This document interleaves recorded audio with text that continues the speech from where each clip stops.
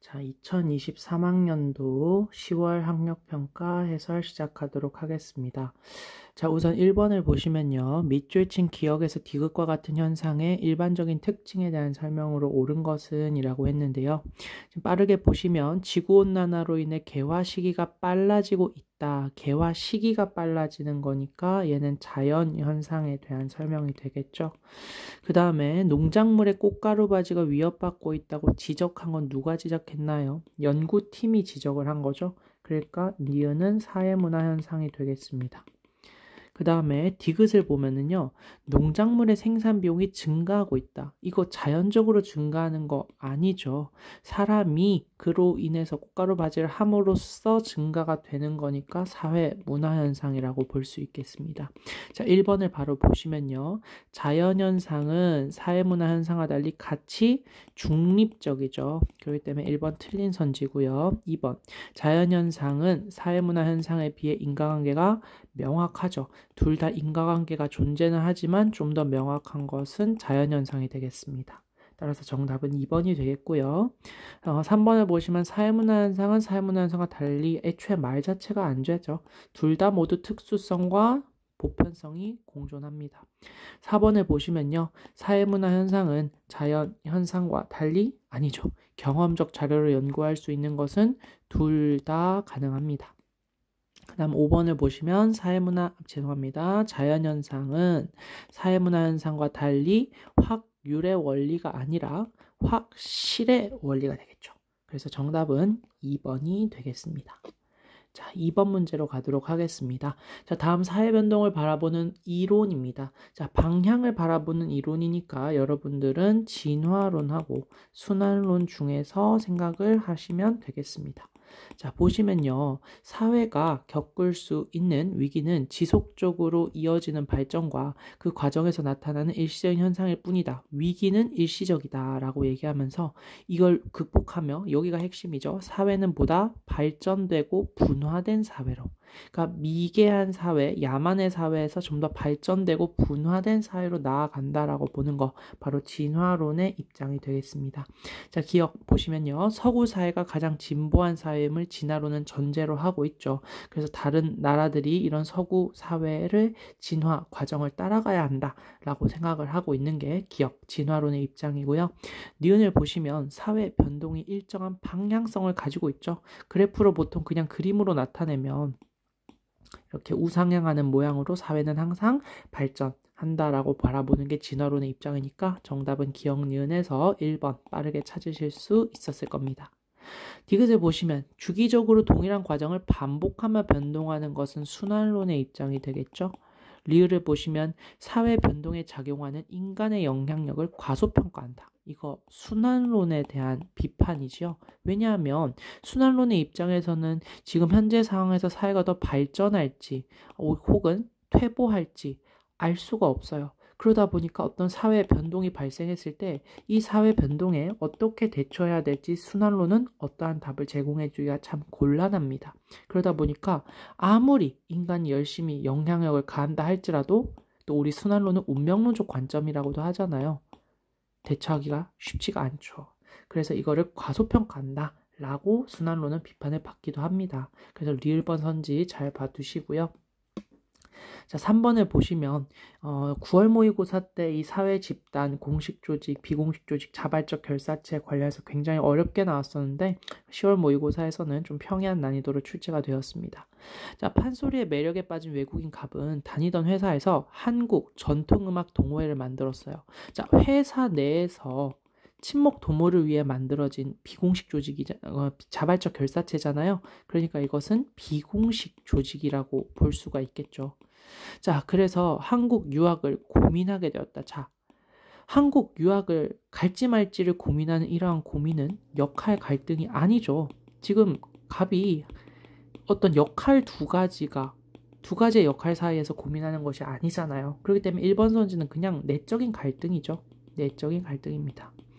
자, 결국 갑은 다니던 회사를 그만두었고 땡땡 대학교에서 판소리를 공부하였고 세모대학원으로 진학해서 논문을 써서 우수 논문상을 받았다고 합니다. 자, 2번 선지 바로 보겠습니다. 자, 한국 전통음악 동호회는 디귿 회사와 달리 결합 자체를 목적으로 하는. 자, 다시 말하면은 얘 공동사회니를 묻고 있잖아요. 어떻게 한국 전통음악 동호회가 공동사회가 될 수 있습니까? 자발적 결사체, 비공식 조직 모두 다 이익사회에 해당이 되지요. 따라서 2번 선지는 아예 틀렸고요. 회사도 공동사회는 해당이 안 되죠. 자, 3번을 보시면 디귿 회사와 대학교는 모두 공식적 사회기관이다. 대학교는 맞는데 회사는 해당이 안 되죠. 자, 그다음 4번. 갑의 역할 행동에 대한 보상이다. 우수 논문상을 받은 건 갑의 역할 행동에 대한 보상이 맞는데요. 이게 대학교의 구성원으로서 받은 것인가요? 아니죠. 대학원을 진학해서 받은 거니까 4번도 정답이 될 수가 없죠. 잘 읽어보셔야 됐어요. 5번을 보시면 디귿, 리을, 회사와 대학교는 기억, 동호회와 달리 비공식적 규범을 통한 구성원 통제가 일반적이죠. 우리가 일반적으로 비공식 조직에서는 공식적인 통제가 나타난다라고 보지는 않는데 반면에 회사나 대학교에서는 공식적으로 규범을 통해서 구성원을 통제합니다. 따라서 정답은 5번이고요. 난이도 자체가 그렇게 어려운 것은 아니었고 여러분들이 좀 글을 잘 읽어보시면 충분히 풀어보실 수 있는 문제였습니다. 자, 4번 문제. 자, 정보사회와 산업사회에 대한 비교 문제였는데요. 정신을 똑바로 차리고 풀었어야 되는 문제예요. 자, 지금 이 문제에서 여러분들이 좀 해답을 얻을 수 있는 게 지금 요거를 통해서 여러분들이 A와 B를 파악하실 수 있어야 됐거든요.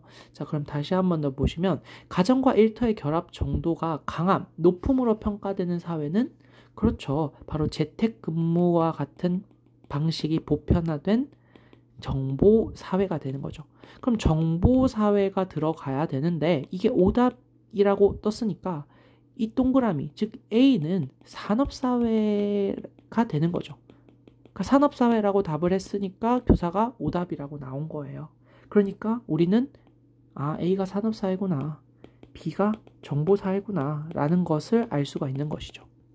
자, 그러면은 일단 1번 기억은 동그라미다. 자, 여기 한번 보겠습니다. 쌍방향 매체 활용 비중은 그렇죠. 정보사회가 더 높잖아요. 그런데 교사가 정답이라고 했으니까 여기는 산업사회, 즉 동그라미에 대한 대답이 들어가면 안 되고 정보사회, 별과 관련된 대답이 들어가줘야 되는 거죠. 그러니까 동그라미가 아닙니다. 별이고요.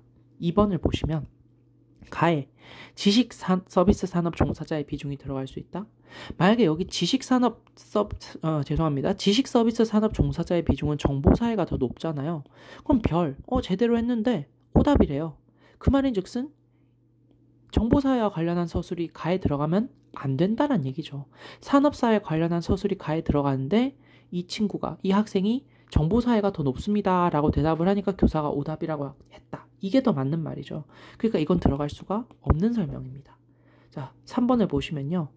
이거는 이제 산업사회입니다 라고 대답을 했더니 교사가 맞다 라고 했으니까 나에도 산업사회와 관련한 서술이 들어가줘야 되는데 소품종 대량 생산 방식의 비중은 산업사회에서 훨씬 더 높게 나타나지요. 그렇기 때문에 3번이 맞는 말이 되겠네요. 따라서 정답은 3번이 되겠습니다. 자, 4번을 보시면요. A는 즉 산업사회는 정보사회에 비해 변동속도가 빠르다. 틀린 말이죠.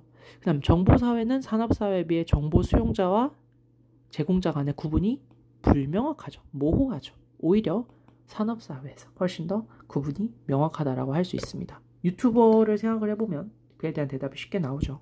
따라서 정답은 3번이 되겠습니다. 자, 그 다음에 5번 문제를 보시면요. 이제 관료제와 탈관료제 문제예요. 지금 이제 9월 모의고사도 마찬가지고 10월 모의고사도 마찬가지고 기존에 이제 모의고사에서 출제되던 굉장히 쉬운 난이도의 주제들이 난이도 자체가 어려운 형식의 문제와 만나게 되면서 난이도 자체가 좀 어려워지게 되는 그런 모습을 보이고 있어요. 그래서 수능 문제도 여러분들이 비슷한 방식으로 좀 대비를 하셔야 될 것 같아요. 자, 그러면 다 5번 문제를 한번 보시면요. 여기서 이제 핵심은 2개는 옳고 2개는 옳지 않다라는 거죠. 근데 문제는 가나다라 중에서 뭐가 옳고 뭐가 그른지 모른다라는 거예요. 그래서 이제 기억선지와 니은선지, 디귿선지를 보셔야 되는데 일단 가나다부터 한번 보겠습니다. 업무의 전문화 및 세분화 정도가 높은 건 관료제에 대한 설명이니까 가의 서술에 따르면 A는 관료제, B는 탈관료제겠구나 라는 걸 알 수가 있고요. 성과에 따른 보상을 중시하는 건 탈관료제니까 나가 만약에 옳다면 A는 탈관료제, B는 관료제겠구나 라는 것을 알 수가 있겠죠. 그 다음에 다가 만약에 옳다면 구성원의 재량권 보장을 중시하는 건 탈관료제니까 A는 관료제, B는 탈관료제겠구나. 그러면은 가랑 다가 서로 세트로 묶여야 되겠구나 정도까지는 여러분들이 생각하실 수 있었을 거예요. 자, 기억을 보시면 가가 옳은 진술이면 이제 그렇게 되면 A가 바로 관료제가 되는 것이고 B가 탈관료제가 되는 거죠. 그러니까 관료제가 탈관료제보다 환경 변화에 대한 신속한 대응에 유리하지 않죠. 그러니까 기억은 틀린 선지가 되는 것이고요. 니은을 보시면 나가 옳은 진술이며 그럼 이제 A가 관료제, A가 탈관료제, B가 관료제가 되는 것인데 기억, 즉 라에는 관료제가 탈관료제보다 업무 수행 과정에 대한 예측 가능성은 훨씬 더 높다가 들어갈 수 있죠. 왜냐하면 관료제는 매뉴얼이 존재하니까 앞으로 업무가 어떻게 전개될지 훨씬 더 예측하기가 쉬워집니다. 그래서 기억은 틀렸고 니은은 맞는 선지는 2번하고 4번밖에 없어서 디귿 선지도 여러분이 보셔야 되는데요. B가 하향식 의사결정. 자, 하향식 의사결정이 지배적이라는 얘기는 B가 바로 관료제란 얘기입니다. 그럼 관료제라면 다와 라는 모두 옳은 진술이다. 틀렸죠. 여기 다에서는 A가 관료제, 그 다음에 라에서는 B가 관료제라고 보고 있으니까요. 그렇기 때문에 디귿은 틀린 선지. 따라서 정답은 2번 이렇게 됩니다. 사실 디귿번 선지 같은 경우에는 여러분들이 애초에 여기서 가나다 분류만 확실히 하셨어도 가와 다가 세트고 나와 라가 세트이기 때문에 애초에 디귿번 선지는 말이 될 수가 없죠. 다와 라가 같은 세트로 묶일 수가 없기 때문에 여러분들이 처음부터 디귿을 배제할 수도 있었을 겁니다. 이렇게 해서 정답은 2번이 되겠습니다.